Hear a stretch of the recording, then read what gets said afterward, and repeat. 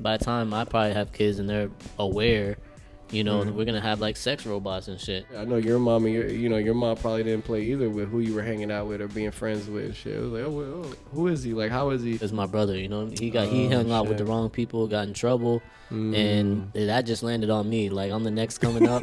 It's like, yo, who's that? He went way left, Why so they were like making sure you went way right. Why his drawers look like that? Why his pants look like that? I'm like, oh, that's just Jerome, Dad.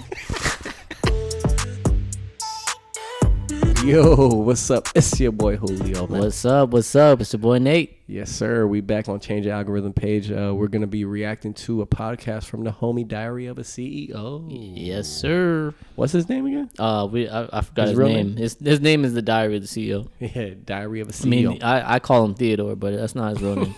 He looked like a Theodore. He looks like a Theodore. Yeah, I would call him Teddy. Yo, Teddy. But yeah, this is a debate. I don't know if you saw the last one with the economy and the financial debate. That was dope. This one's going to be on feminism, which is obviously a hot topic. So I'm curious to see how they go about it. Let's get into it. The feminism movement didn't unite women, it split women. I feel totally Wait, listen, 50% of young women don't want to have children. They're really preoccupied with making money and materialism. But we're still looking at a society that is increasingly telling women where they could be better. But sometimes feminism expects women to be prioritized, and both sexes want the privileges without the responsibilities. Can I just add, we are producing women and men who are and I'll tell you what I mean by that. It'll be an interesting discussion. We're joined by three leading and outspoken voices in Diary female of the society. CEO. Very fire intro. Very good I love that. perspectives.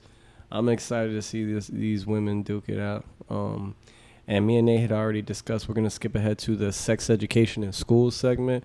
Because if we sat here for 2 hours and a half reacting to that, that's not going to happen. Yeah, no bueno. All right, so let's get it. I do want to separate young people from what you were talking about, adult women. I want to separate them because they're not the same species. There's so much development going on in adolescence. And adolescence, as I said, goes on till 25. So by the time you're an adult woman, you are, for the most part, developed. By the time you get to 32, there's going to be stuff going on, but the major part of your personality and character development is pretty much set. And so that developing period is really more my concern. It's not that I'm not concerned about my older patients who come to me and talk about how free sex and, multiple partners makes them feel good. I would say, great, it's your choice. If that makes you feel good, wonderful. Get that dick, girl. But in young people where they're developing, I agree with you that we need more education.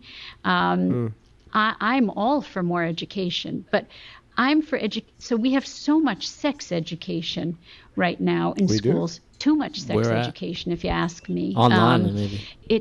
We're teaching 9-year-olds about anal sex. We're teaching them about genital warts. That's not something a 9-year-old needs to know, in school. So, but I think we're not teaching them about emotional connection, about relationships, about family, about the arc of a life. That if you want to be single and you want to have multiple partners and you want to be free, that's your choice. I have no problem with that. But we're not teaching about the importance of connection and emotional connection and building families. Right. And so what do we have? We have a bunch of young people out there who are having sex but feeling empty and lonely and depressed and anxious and not knowing why. Because we are teaching sex. Hold on, let me pause it there.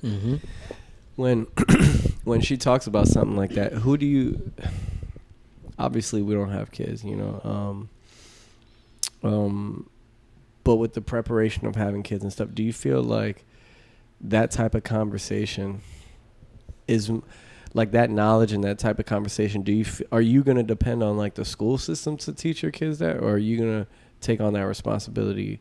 Do you feel like that's our responsibility as like parents or future parents to have those conversations with our kids? Oh yeah, 1,000%, bro. I mean, right? Yeah, because we went through that already. We know that what they're saying is bullshit.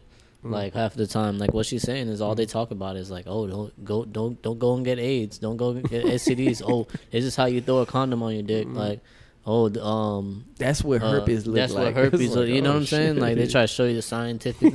It's like, yo, what about having the emotional capacity to even be in a relationship? How do you like, other than that, for me, there's just so much shit going on. Like, you know, by the time I probably have kids and they're aware, you know, we're gonna have like sex robots and shit, and then we're gonna have you know, we already have, you know, transgenders, and we have, you know, you know, I don't got no problem against being gay or whatever, but I just want to make it clear what it is, you know, to my kid, you know, so that they have an understanding of what, rather than him just going to school and having the teacher explain it to him. I feel safer just telling him what it is and my opinions on it from my, you know, experiences.